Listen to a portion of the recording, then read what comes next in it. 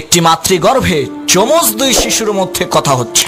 একজন আরেকজনকে বলছে, তুমি কি প্রসব পরবর্তী জীবনে বিশ্বাস করো? তখন দ্বিতীয়জন বলল, অবশ্যই বিশ্বাস করি। প্রসব পরবর্তী জীবনে আমরা বিভিন্ন ধরনের সুস্বাদু খাবার খেতে পারবো, খুব সুন্দর সুন্দর পোশাক পরতে পারবো, রং বেরঙের ফুলের ঘ্রাণ নিতে পারবো, বিচিত্র ধরনের জীবজন্তু পশু পাখি আর মানব জাতিকে দেখতে পাবো, আর সবচাইতে বড় কথা, আমরা সেখানে আমাদের মাকে দেখতে পাবো। তখন প্রথমজন বলল, আরে বেটা বেকুব, মা বলতে কিচ্ছু নাই, মা যদি থাকতো তাহলে তাকে আমরা দেখতে পাই না কেন? তখন দ্বিতীয়জন বলল, আরে ভাই, আমাদের মা আমাদেরকে চারপাশ থেকে ঘিরে আছে, প্রসব পরবর্তী জীবনেই তাকে আমরা দেখতে পাবো। তখন প্রথমজন বলল, বেটা, যদি সত্যিই প্রসব পরবর্তী জীবন থাকতো তাহলে সেই জীবন থেকে এই জীবনে কেউ ফিরে আসে না কেন?